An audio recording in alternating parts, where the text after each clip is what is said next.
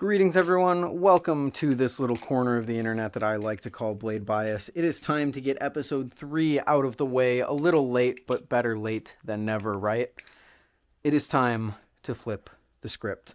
Now, I do apologize in advance, this video might be a little bit longer than some of the previous episodes because I have to give it to you guys.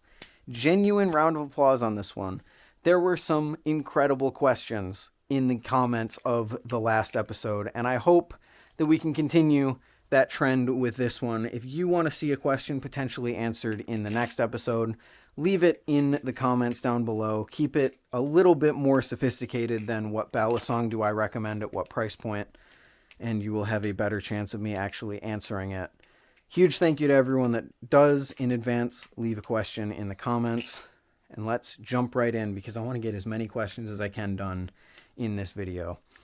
First up, the general consensus from the comment section on the last video about the title, which was, does balisong flipping ever get boring? It's a question that I was asked in the video, was no. A lot of people were saying that no, balisongs have never gotten boring for me, and if they do, I usually come back pretty quickly, which is kind of pretty much what I said in the video, so it's cool to see that everyone else kind of has the same experience there. But let's get into our first question coming from Flippin' Eric, a name that you might recognize from previous episodes. Most, if not all, sports and activities have a league or something that gives a person the title of professional. In the ballot, if there is the balisong world, if there is in the balisong world, how do you get there, or if there isn't one, should there be? I mean, I think the title professional is given to anyone who makes money off of what they do, no? If you're a professional skateboarder, then you're sponsored or you win tournaments or stuff like that. I would say that the same exists in the balisong world. Someone like Will Hirsch and Brandon Baker, people who are making YouTube videos based on flipping or based on these like product reviews or whatever, I would definitely say that they are professional balisong flippers because they're making money off of their ability to flip. And I would give anyone else that's able to make money off of their ability to flip the same title. Someone who wins prize money at a tournament at Ballycomp or something like that. You could argue that they are a professional because, you know, maybe they're not full-time, but they are still making money off of it. So I would say that that's where I personally land on it. You know, do you make money from what you do? I would say that you're probably a professional. You might go down the line of thinking of like anyone who is a master is a professional. Like instead of a professional being someone who makes money, a professional is someone who's deeply and intimately familiar with a hobby or with some skill or something like that. And I think you can also go down that road.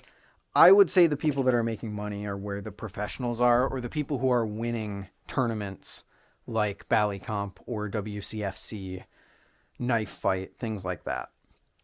But thank you for the question, Eric. Really appreciate it. Next question comes from Controller with a K King. How many balisongs would you say is reasonable for a collection, and what are some things that would be good to build your collection? Anything's a collection, whether you have 5 balisongs, 500, or even just 2. I think anything that is more than 1 is a collection of balisongs.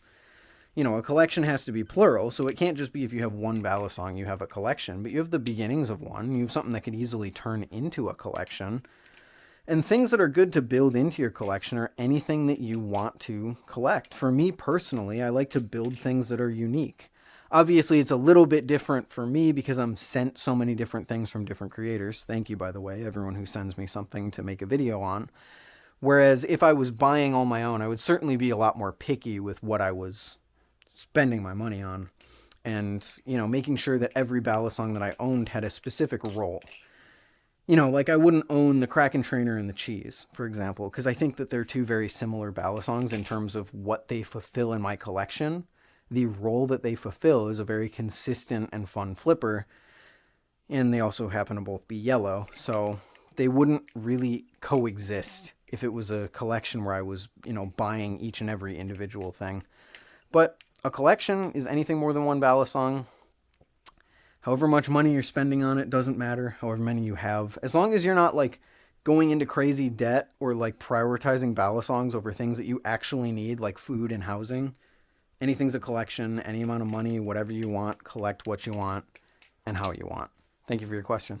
We got a question here from Vogel. Do you think there are certain tricks or combos that will help you to improve at key elements like creativity and flow faster? What would those be? I think the easiest way to improve your flow is really to just learn the intermediate tricks, and not the intermediate tricks in terms of difficulty, intermediate in terms of like the things that you do to transition from trick to trick. You know, I can do some crazy thing like a giraffe, but in order to get out of that giraffe, I need to know how to thumb roll over into aerial to get into something else that I want to do.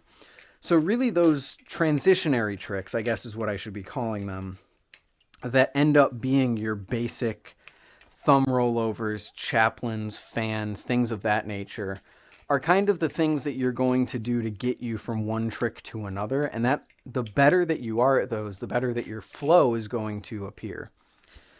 So I think really building up the foundation of your flipping is going to help long term in terms of especially flow, but also understanding the mechanics of your balisong, which, as I've talked about in previous videos, the better that you understand the physics and mechanics of your balisong, the easier it's going to be to learn new tricks. Thank you for your question. Question coming in from VQN. Do you think plastic balisongs and possibly metal trainers will end up in toy stores around the world? And do you think that if balisongs originated from a toy background, it would be a bigger product today? No, I don't think it's ever going to be in toy stores. These are far too knife-like and far too stigmatized to ever be presented to children in that way. Just look at YouTube banning anyone who even looks like a minor flipping a balisong. I think it is very, very unlikely. I think it is basically impossible that we will ever see trainers in physical retail stores like that, especially because the output that would be required in order to maintain that stock is something that any balisong maker ever cannot keep up with, besides maybe the likes of like Benchmade or Kershaw, people who are already in that mass production space. So zero chance on that one. And if it ever does happen, I would be flabbergasted. But if balisongs came from more of a toy background, yeah, I think we would have a ton more success. I mean, look at something like a Rubik's Cube. No one thinks that a Rubik's Cube is dangerous because it's not shaped like a knife or presented as a knife. And because balisong trainers are inherently knife shaped, because that's how they are to maintain the balance of what the original live blades were, they're always going to have some sort of stigma behind them. Now, if we started off with something like the flipping sticks, maybe we would be in a far different area where there would be actual competitions for flipping this thing. Then again, that would be a whole different dynamic to actually flipping because you're missing out on the blade, which you're missing out on a key aspect of actually flipping a balisong. All in all, yes, I think they would be more popular if they came from a toy background, just like any other thing like yo-yos or kendama ended up becoming. And no, I don't think they're ever going to end up in toy stores. Thank you very much for your question. Here's an interesting one from Tony. What do you think is the point of uber expensive / rare balisongs, or even grails like the Seraph, Tsunami, Orca, etc.? Obviously, there's a point for collectors, but what's the point for flippers? Realistically, you only need a cheese, Kraken, blah, blah, blah. I think you kind of answered your own question there. The reason for grails existing is for collectors, for people who want that next step in machining, in feel in the hand, etc. I have maintained the opinion that a Tsunami does not flip $500 better than a Kraken, and it almost never will. But there is still that level of fit and finish and kind of that aura, I guess, if you will, of flipping a Tsunami that makes it interesting to purchase one or that makes people want one. So I think that their purpose is kind of exactly what you said. Sorry, Braun. Their purpose is for collectors, but also for people who want to flip. Because sure, you're not getting that $500 better experience, but you are in other ways. Other aspects of the balisong do bring the price up to that, $500 upcharge. So I think that their point is to be a grail, to be something that someone works towards as like a jewel of their collection. Thank you for your question, Tony. Question coming from Hawk. What are your thoughts on false live blades? Personally, I think they should be available whenever a knife has a live blade version. In Canada, live blades are illegal, which means it can only own trainers or false live blades. Having an option that replaces the live blade experience as close as possible is highly desirable, especially to those who cannot legally afford or cannot legally buy a live blade version. I think there is a fundamental problem with that, and that's the fact that false live blades really aren't legal in those places. It is still something that looks like a knife, and as far as I'm aware, I don't live in these countries, and I'm not a legal expert, so obviously take this with a grain of salt, but having something that looks exactly like a knife but is still dull is still going to cause a problem for you, and I don't think there's any difference in legality with a false live blade versus a real live blade, whether it's sharp or dull or not. So I've always said that the false live blade ends up being the worst of both worlds. You don't get a knife that you can use as a tool, but you do get the public fear, so to speak, of carrying around a live blade. Granted, like you said, you are getting the full balance, not the full, but you're getting a very similar, far more similar than an actual trainer would give you, experience to the actual live blade of that balisong. But they aren't inherently more legal than a live blade just because they are a little bit more dull. I really think that their biggest advantage is the fact that they mimic the weight distribution of a live blade while not cutting you. So it's really more of a personal thing rather than like something that other people are going to catch on about, because there's really no way to make a false live blade not look like a knife. And that's the whole point. It looks like a live blade, but it doesn't cut you. And people, when they see that out on the street, don't care whether or not it's going to cut you or not. It still looks like a knife. It's kind of like saying, I mean, if there was some way to do it, think of a toy gun. There's a law in the US that states you have to have like the orange tip on a toy gun, right? And that would immediately tell someone that, hey, this is a toy, it's not dangerous at all. If we had something similar like that to false live blades, sure. But I just don't think that you're getting that advantage with false live blades. That being said, I think it always should be an option. I personally love flipping balisongs that are machined to be rounded on the edge but still have that live blade profile, because it gives you that weight distribution. So I do like them, but like I said, I really do find them to be the worst of both worlds. You get kind of the downsides of both a trainer and a live blade. But yeah, thank you for your question. Here's an interesting one from Frontline. Why do we hit pauses in our desire and drive to improve with flipping? And how can I like my flipping clips and flow as much as other people who watch them or watch me flip? I'm going to answer your second question first, because I think it's the more easy to answer question. The reality is you kind of don't, but you also have to realize that you are your own biggest critic. This is something that anyone who is in any creative field deals with. Artists will never look at their artwork the same way that an outside perspective would look at them. You are always seeing little things that no one else sees and criticizing yourself over it. And the important thing to remember is that no one is looking at it as critically as you are.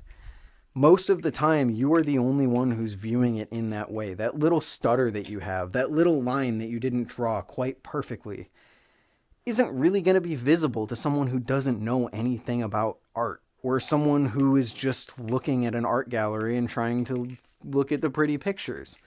You're really only going to get those types of critics when you're entering into competitions where you're specifically getting judged on that criteria.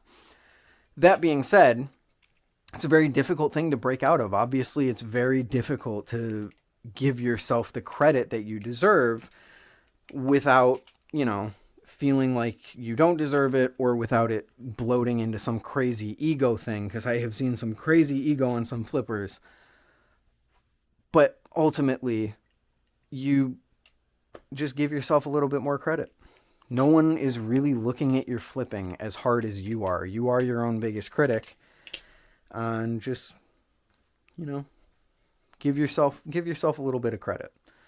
Your first question, humans are lazy. Improvement comes and goes. And I think it's very important to point out that our want to improve correlates very directly with our passion for what we're trying to improve in. Someone like Banks is obsessed with balisongs, and that drives him to improve every second of every day.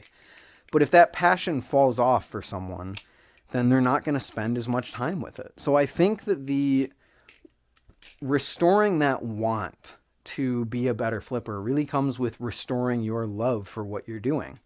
The more passionate you are about your hobby, the more that you immerse yourself in a hobby, the more that you are going to learn and the more that you're going to want to grow. Similarly, it could also, your two questions could feed into each other. Maybe that your want to grow should grow from the fact that you see your clips worse than they actually are, and you want to motivate yourself to make better clips because of that. It's obviously easier said than done. It's so much easier for me to sit here and say that than it is to put that into practice, but I hope it gives you somewhere to start at least, and thank you for your question. Here's an interesting one from Tactical Kitty Cat. What is the best way to talk about balisongs? When someone asks, what's an interesting hobby you like, I never know what to say.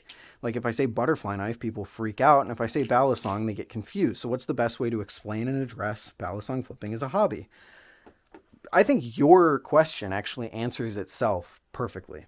Balisongs are a weird thing to talk about in a social setting. It's you got to come across as someone who doesn't sound like a complete psychopath playing with knives and getting cut all day while you're trying to get better so that you can post videos online. Like, when you explain it like that, it sounds psychopathic. But when you say butterfly knife, people already know what that is, and you also kind of sound like a psychopath. So take advantage of the fact that people don't know what a balisong is. That allows you to control the narrative a little bit with how you explain things.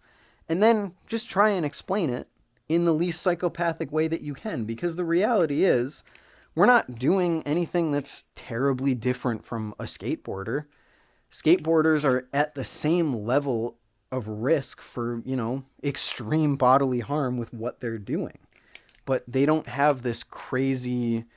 they do have a stigma against them, but not as crazy as balisongs get, So when people are confused what a balisong is, maybe just take the time to say, hey, it's a flow art. It originally started with knives, but now you can do trainers and things like that.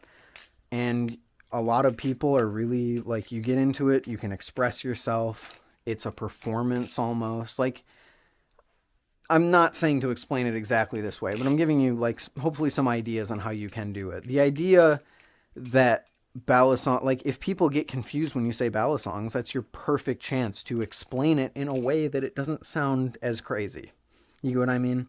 Thank you very much for your question. Question coming in from 24 Scott. What direction or advice would you give to someone just starting, knowing that there are so many resources out there that it makes it easy to get into analysis paralysis? Just dive in. It is very difficult to get into analysis paralysis, but it's also really easy to just pick something that looks cool and to learn it. If you're a beginner, go to a Big Flips beginner playlist and learn some of the more foundational things. Obviously, you have to walk before you can run. So start off learning things like rollovers, chaplains, fans, those very foundational tricks that we talked about earlier that can be used as transitions and combos. Get those down. Make sure that you know those to a T. And then after that, just learn shit that looks cool, man. If you see a combo on Instagram that you think looks awesome, slow it down and try and learn it. Maybe you'll learn a trick or you'll take something out of it. That's how I personally learned things like, I do this a lot.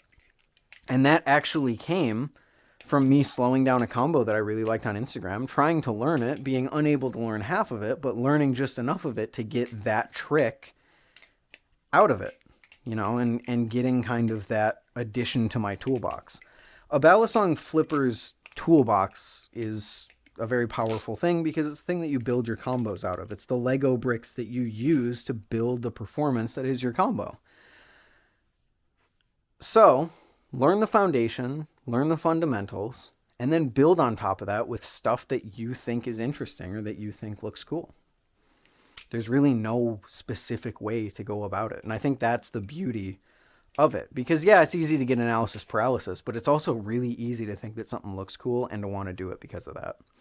Thank you very much for your question. Coming in from Lewis, we have, how does it feel to be influential on someone's perspective on a balisong? Do you feel as if some people ever value your opinion because of your position? Do you feel as if your opinion has an impact on someone making a purchase? Obviously, yes. I have to come to terms with the fact, no matter how many times I say that Blade Bias isn't reviews, these are still videos that are going to impact someone's purchase. I get hundreds of messages of people saying, hey, I bought this because you recommended it and I love it. And that's great, but it is also really stressful because the last thing that I want is to recommend you a balisong that I love, only to find out that you don't love it, and then you've wasted your money, and now I feel kind of guilty for that. So I always try and make it clear that I'm a regular dude. Just because there's a number under my name that's bigger than someone else's or that's smaller than someone else's does not mean that I'm a better person than them. Doesn't mean that I'm more knowledgeable than them or that I have an opinion that means more. It's just my opinion. It's one opinion on the internet, hoping to give you some insight into something that you're buying completely blind. There's no way to tell what a balisong flips like. My hope is to give you that tiniest bit of a window inside the box to see if you might like it or not. And it does kind of suck to have people who come in and expect me to just answer that for them. That's why I stay away from answering questions where people say, I have this much to spend, what do you recommend? I have my recommendations list. I give you a whole bunch of options. This is your money, and you ultimately need to make that decision for yourself. My job is to make your decision slightly easier, give you the tools that you need to make that decision, not to make it for you. So it can be very stressful being in a position where people look to you for this infallible knowledge that they need to answer, what should I buy? But I also really do try and be helpful in kind of guiding people into developing that opinion rather than giving it to them for them, if that makes any sense. But yeah, thank you for your question. Question coming in from World Class Novice. If I wanted to get into the hobby, should I go straight to a live blade or start with a trainer? This is going to be a controversial answer. Just start with a trainer. I think that there is no reason to start in this hobby not knowing anything and then learn these tricks and then almost certainly cut yourself, hurt yourself, and then, that might drive some people away. So I feel like some people in the beginning stages of this hobby are one bad cut away from never touching a balisong again. And I think while you're learning at the very beginning, there's literally zero reason to put yourself at that risk when you have no skills whatsoever. Now, if you learn a few tricks and then you want to transition to a live blade, that's fair. But I think there is almost zero reason to just start and say, I'm going to learn how to aerial for the first time and do that with a live blade. There's no point. Get the basis down with a trainer. You have no issues, there's no safety issues or anything like that. And I know some of the old head balisong, like the older balisong flippers are going to come at me and say, you're never going to learn proper technique if you can learn proper technique on a trainer. But I don't think we need to be worried about little Timmy learning proper technique when he's learning his chaplain for the first time. Just let him get it down. And then if he wants to go to a live blade, he can. If he never wants to transition to a live blade, that's also fine. I think it's just, there's no downsides to starting with a trainer because ultimately you can just, if you learn a few tricks, switch to a live blade. If flipping a live blade means that much to you, learn a few of the basic tricks, switch to a live blade. Just get a little bit familiar with a balisong at the very least. Thank you for the question. Coming in from Ayo, it's Bally. Ayo, it's Bally. I think that's what that name is. Yo, how would you recommend starting out an account like yours? Just do it. The only thing that's stopping you is the fact that you haven't done it yet. Just start, make some videos. The thing about an account like mine is that all of my opinions come from experience with this vast amount of balisongs that I have experience with. And you can't get experience if you don't start. So just use whatever camera you have. You don't need fancy gear. Make sure that people can see what you're doing and hear what you're saying. And just start. And then have fun with it and see where it takes you. That is literally it. There isn't a very high quality standard set to balisong videos in current year. So I think it's really easy for people to start out and, make something of themselves with very little knowledge or resources. You just got to dive in and start learning. Thank you very much for the question. And we have made it. I have no idea how long this video is. I'm sorry if it was way too long, but these were really some excellent questions. Again, I really got to hand it to you guys. I really enjoyed answering these ones. Coming in from Bad Flips for our final question, we have 2 questions. Do you think the balisong hobby needs a boost in popularity? I'm also going to piggyback someone else on this question. How could we do that? And then, do you think the balisong hobby has suffered too many negative influences that could affect new people getting into this hobby? Oh boy. Do I think the balisong community needs a boost in popularity? Obviously. I love this community. I love this hobby. I want it to be as popular as it possibly can be. We'll never be big enough for that, I will never be satisfied. You always want it to be bigger and bigger and better. You want more people to interact with. You want it to be more popular. I think the way to do that is to really start showing people that we're not a bunch of elitists who believe that you need to cut yourselves in order to have a good time. Because I do see that opinion being spread around on certain social media platforms. I think starting off by showing people that this is a flow art where flipping is what comes first rather than the danger of flipping a real knife, and it being something that you can really express yourself with. There's a really high skill ceiling. You can practice and really get good at what you're doing and master your craft, is something that is appealing to a lot of the general population. So removing that scary part, which is live blades, for the people that want to go that route and not shaming them for it, I think is going to be a big step into bringing more people in. And then obviously just more support for things like better YouTube videos for people to really immerse themselves in the hobby, because it's very difficult to watch the same head-mounted stuff over and over again. As someone who makes that exact head-mounted content, I know that sounds a little bit hypocritical, but it is true. It's very difficult to get into a hobby where everything is just the same format. The beauty of some of my other hobbies is I can go watch vastly different YouTubers who have different recording styles and different editing styles and all of these different parts of them that go into the videos that they make. And we just don't really have that in balisongs, I feel like. So making the ability to enjoy the hobby more and enjoy the hobby more easily is one big step. And also just competitions, events, stuff like that is going to be huge into getting people more into it. Basically, the whole point is to make the wider population realize that we're pretty cool. You can learn a lot. It's like a Rubik's Cube or a kendama. There's a cool skill that you can learn here. And then as for your second question, do you think that there's too many bad influences? I think every hobby has awful bad influences, and I don't think that ruins it for people. Sure, it might make it difficult for some people who get in via this one creator, who's, this is kind of a weird question to me now that I think about it more, because like I said, every single hobby, every single community has bad actors that get people into the hobby, and it doesn't affect it. I don't think it's going to stop those people from enjoying the hobby or make the hobby worse or anything like that. There's always going to be that bad subsection of people within a community. So I don't necessarily think it's an issue that we have to address immediately. Or ever. I don't know. It's a tough question, but it's one that I don't really concern myself with, because ultimately I really am mostly concerned with the growth of the hobby as a whole. And having more people making videos or making content or whatever the case may be is always going to be beneficial to that. So yeah. Thank you all so much for your questions. I have been talking for so long, and my throat is so dry that I feel like I am going to hurl any second now. So I'm going to go get some water.